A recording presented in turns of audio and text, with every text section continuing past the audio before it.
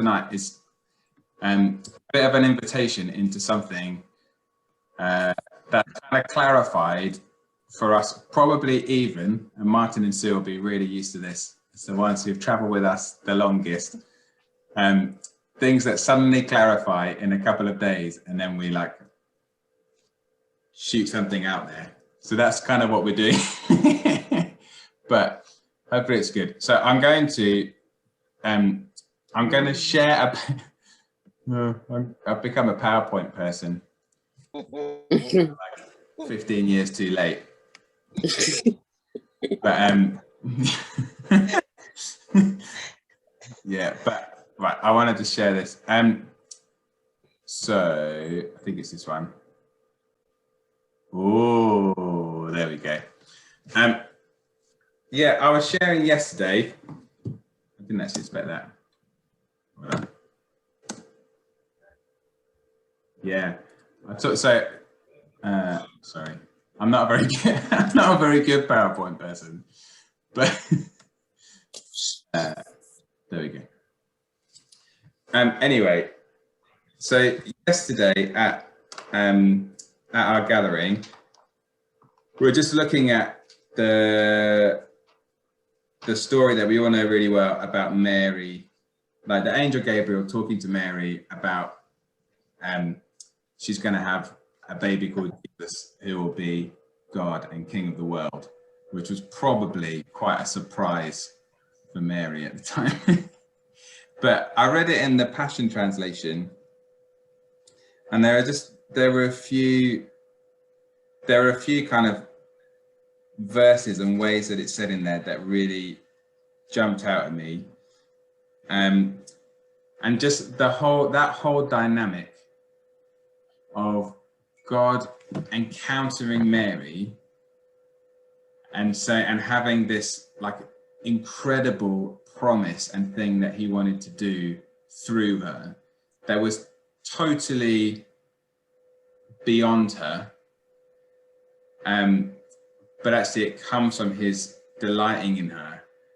So let me just go to the next one. Actually, not a very exciting slide, but just these verses really jumped out of Gabriel saying, so Gabriel encounters Mary and she's scared, and he says, "Do not yield to your fear, Mary, for the Lord has found delight in you and has chosen to surprise you with a wonderful gift." And then that really, that really struck me. I feel like actually over each person that God has called into this church family, and we've spoken quite a few times how we believe that God, when he first called us here, was saying he's going to connect us with key people who he wanted to form the church through. We've talked about that quite a lot. I still very much believe that's true, very much believe that's you. That rhymes.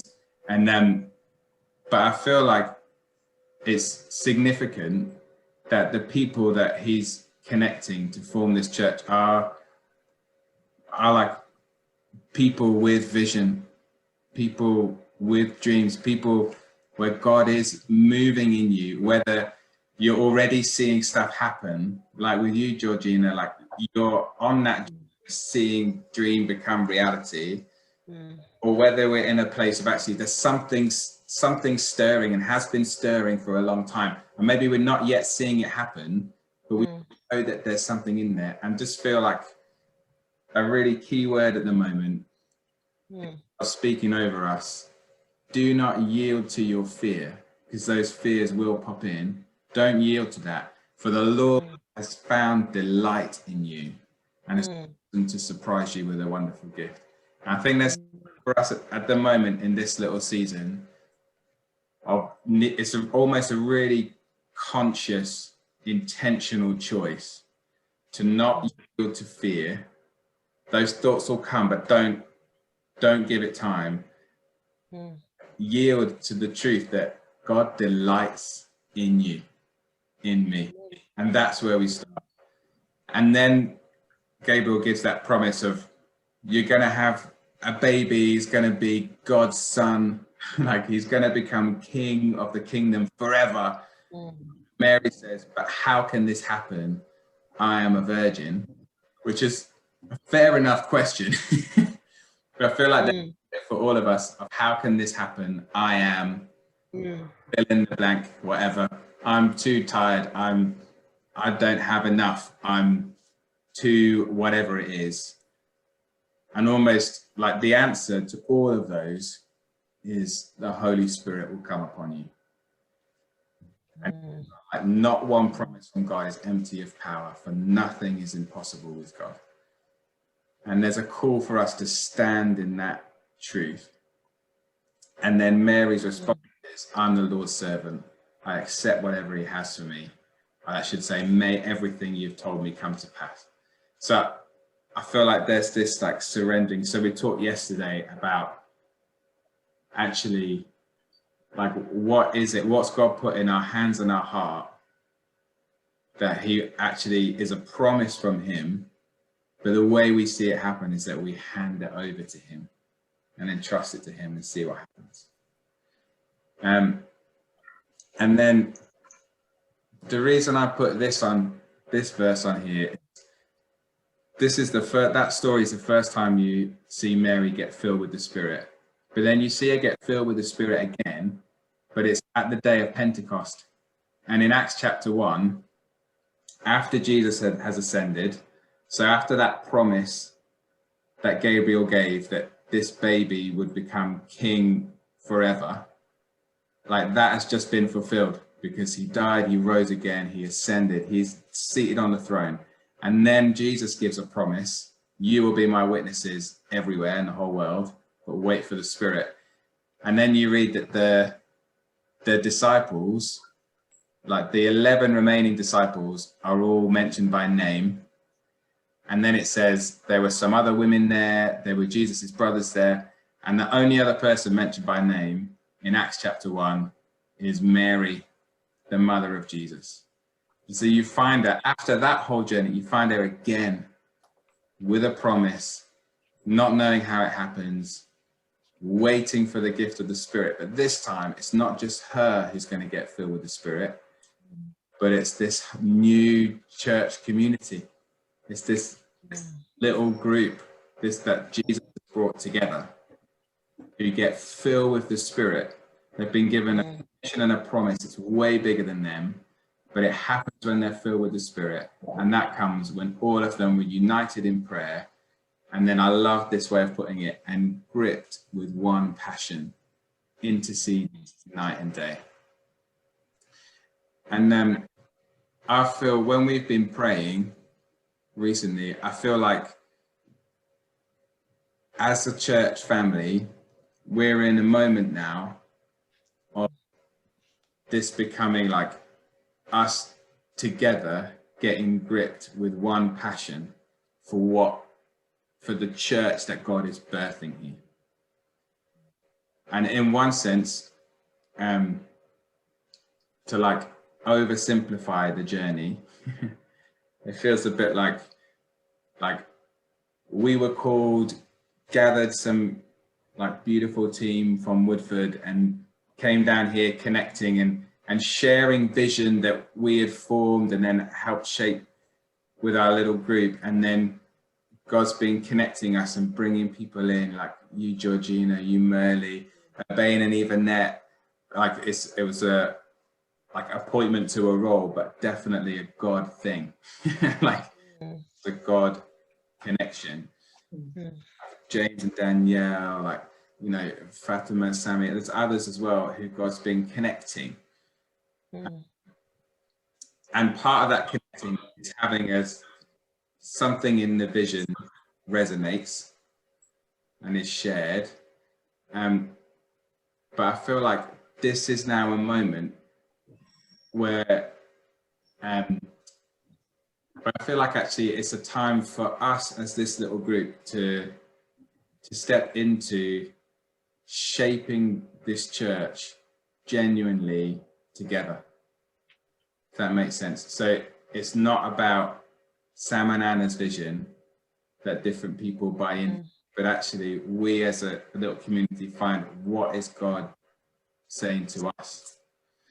And I've probably got way too many things down here, but I'll just go through them super fast. But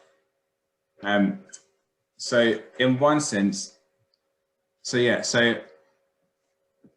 kind of been feeling like this is a bit of the shift. And it's funny because over the last probably month, maybe, we've kept thinking of like all these different ideas or opportunities or good stuff has kind of come on the radar that we could do. So like Bain's exploring at the moment how we might be able to start some kind of youth space. And I think it's been talking to you, Georgina, and Fatima, and talking to others, like we want to do it with others. We're looking at this youth space. There's something really interesting, like we've been wondering about this like community cafe space, or this thing came into my inbox, which is like parish nursing role, or like there's all these different ideas of stuff where you're like, man, that could be amazing, that could be great. But I think we felt a check of like, oh, it's not actually up to us to go, hey guys, we're going to do this. Then actually we need to decide together and listen and journey together. And there's this, so I've been reading this book, Rewilding the Church, which I very much recommend, and I can send a link around if you like reading books. There it is. But it's really powerful actually, and it probably is a good way of the best metaphor in a sense for our understanding of how church works, like real church.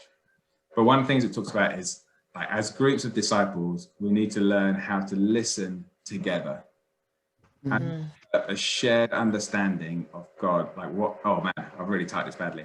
To develop a shared understanding of what God is calling us to be and do, and then how best to organize ourselves to that end. And this thing of like the life of a disciple is a rhythm of listening and acting. And sometimes we just act too much on every idea that comes, posh, posh, posh, posh, posh. Sometimes we listen and don't do anything. There's a rhythm. So this little thing of Jesus said, my sheep listen, and we need to learn to listen in community. I know it's always an invitation to relationship, and they follow me. Our response to listening always like leads us in a new direction. So what we're going to do, did we turn the light on? Yeah. we're in a cave.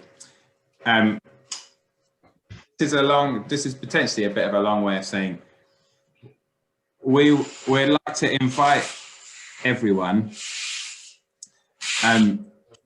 to join us in quite an intentional, like 6 weeks of listening together as a community, and listening to, like, we want to listen to context, like studying the characteristics of our community. We look at who God has brought together at this particular time, the gifts, the passions, resources of the congregation of our church family. Reflect on scripture, practice deep listening to each other, and then crucially seek to go beyond the purely rational and invite God to use our imaginations to show a vision of the kingdom manifested in the coming years.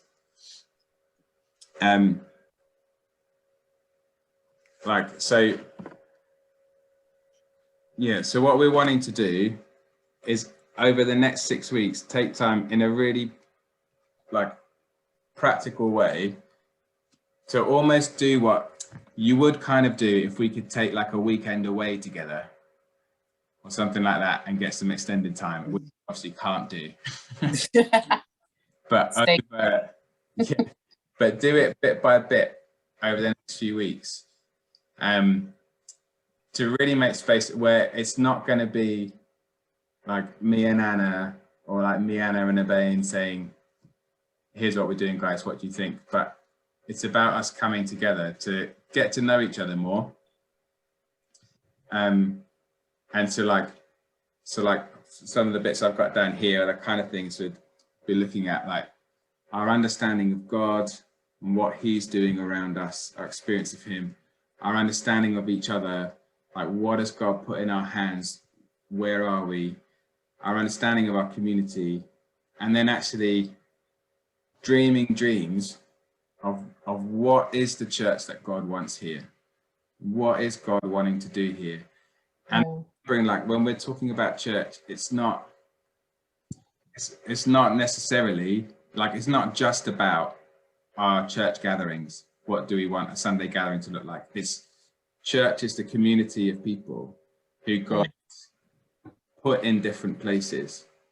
And so church may well include the stuff that God's doing in us. It may well include like GPS or Dan Academy or different things. Like, what does church look like that actually sees Jesus born in each of these things and born in this community? And what's our dream of the future, like with God right in the heart of it? And I love this little phrase: if God's future carries possibilities in its womb, then spirit-filled, prayerful imagination is the midwife that brings them to birth. That's really good. That makes sense. And so what we're talking about is really intentional, together, spirit-filled, prayerful imagination will then shape what church becomes, basically. And I think you can connect it. So I think what we're kind of saying is, like, as me and Anna, it's fair to say, is this is a moment where we're wanting to say, we've been sharing our vision and our sense of what it could look like and how to do it, and inviting people to join in and shape it a bit and be part of it. This is a moment where we wanted to say, actually, we want to submit that vision, that way of doing things, to you guys. And we want to invite each person who feels called to this church family and would say, actually, yeah, I do feel like God has connected me into this to be part of shaping and starting the church that he wants for this place. And we want to submit our stuff and invite you to step up into kind of being, one way of putting it is to step up into being like mothers and fathers of the church. If you think of the story of the prodigal son, and like the prodigal, God's heart is to bring the prodigal home, bring the lost son home. But the church needs to have mothers and fathers ready to welcome them. And it's saying, like, it's a shift from church isn't about Sam and Anna put on something good, or like there's a good place for us to connect in and I just get encouraged from it. That's good. And that's what we've needed in the last, like, the last sort of 6 months. That's what we've needed. That's where we've been at. But now I've actually, no, if God has really called us together, us, you, at this time, for what he wants to do here, then this is a moment to say, let's really intentionally step up into that. Take time to ask him together, okay, God, what is that? And what do I bring? Like, you know, what do you bring? Martin and Sue, even that Merle, like, what do we bring? Our experience of God, the things he's called us into, the influence he's given us, the resources, the gifts, what do we bring that is actually a voice that needs to shape this, like a gift that is part of what we're wanting here. And I do want to say, I'm having a light bulb moment. yeah, real good light bulb moment. I was just envisioning, like, you know, like retreats that they have for couples, but it could be a retreat for members of our community, and it's like learning how to grow kind of thing. It's like I've actually experienced it. So it's like you know, your life, you know, 101, if there's something you don't know about life, go on this retreat and you'll learn so much more about yourself, kind of thing.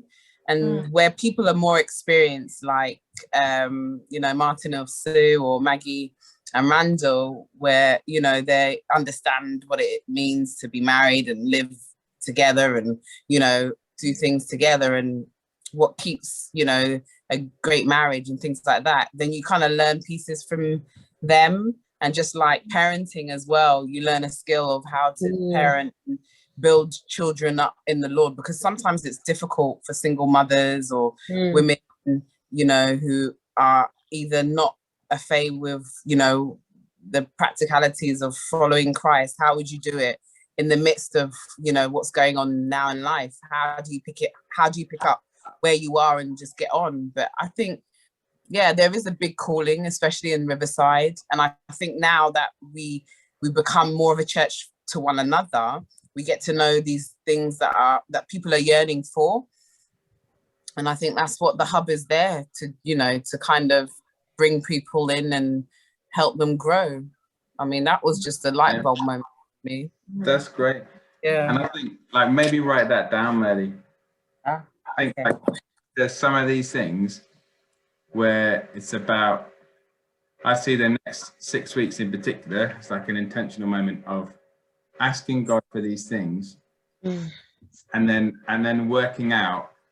We want it to lead to, okay, Lord, what do we look like? So this thing of like we learn to listen together, get a shared understanding of what God's calling us to be and to do, and then how best to organize ourselves to do that.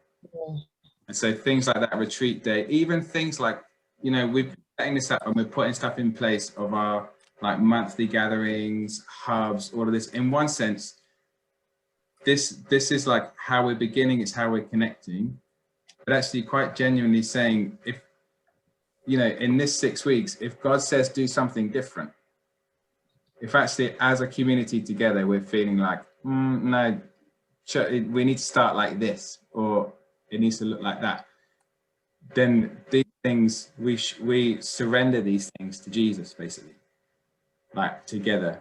And it's kind of in our minds. So getting really practical. Can I just say, just before we get really practical, that this is not a secret church takeover of like where everyone's got their different things that they're doing or their different dreams, or this is not a secret way of the church getting to take over and take credit for what other people are doing. This is not a secret takeover of trying to say, oh, now we get to claim JDS because Georgina's part of our community or anything like that. So this is, whilst we're saying we bring all that together, and every piece that we bring is a part of what church reflects, because we are church and we are in those places. This is not a branding exercise to take over other people's stuff. I just want to make that clear. That is important. Well, because I know other people who have had that experience in church context where that has happened with their gifts and their dreams and things, and that's not it. It's about together. There's a surrendering of things, but we surrender stuff to Jesus, like, and it's his, and we support and encourage and strengthen one another. It's to be honest, church at Barking Riverside itself is actually like more of a placeholder name. We're waiting for the community to shape the name. Anyway, what I said. So, getting really practical, the way we'd see this going is these would be so these are the dates that we've kind of already got in the diary, right? So normal Sundays at 4, Mondays at 8 o'clock. So families, the Sundays obviously more around families, and then Mondays would be adults. We would and it's kind of saying like, so hopefully this will fit in with what we're already doing. this is going to be quite an intentional journey for the next 6 weeks, kind of build on stuff. I've highlighted a couple of things here that will be a little different, because on the 21st of June, that's when we've got like the first Monday evening of prayer and worship that will be at the Rivergate Centre. And God willing, if the stay as it is, so it sounds like it might delay, we don't know, then we would actually be able to sing together that night, which would be amazing. Yeah. And then the 4th. But even if that doesn't change, if you want to sing, be part of the band, and then you can sing. We'll just massive. I would myself to be part of the band. Yeah. Do it. Be part of the band. Do it. If you can't sing, if you're not musical, we've got maracas. Play the triangle. I'll buy a tambourine. We've got inflatable instruments. Oh, better. I'll play air guitar. Yeah, that's it, man. And then on the 4th of July, I think we've kind of earmarked that where we could do baptisms, which would be really exciting. You just need to work out the practical logistics of how to make it happen. Yeah, and then the thing that I haven't got on here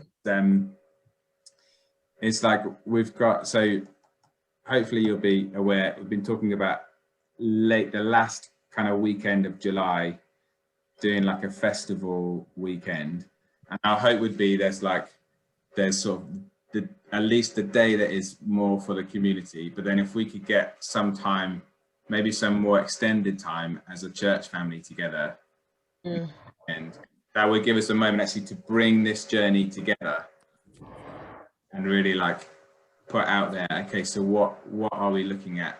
What is it that God said to us? What are our next steps? And we're kind of looking at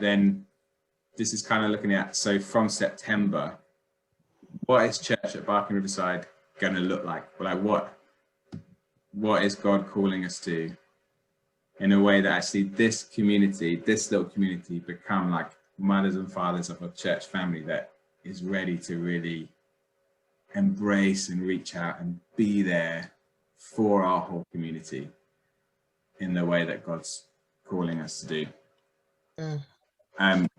So what we're asking, remember, I try to cover everything. This is an extrovert processing. That's what clarifying. So this is what we're asking, right? And this is quite genuine asking, like, so like, do you want to be a part of it? And it's genuinely, is that, don't let, just because I'm saying it and I'm, I've got a lovely personality and I'm very charismatic maybe. No, but like, just because I say it doesn't mean you believe it. So like genuinely, do you feel called to be part of that? That's something you feel called to, and that you want to commit to. And we will still love you even if you say, actually, no. Like, but there is kind of a moment of,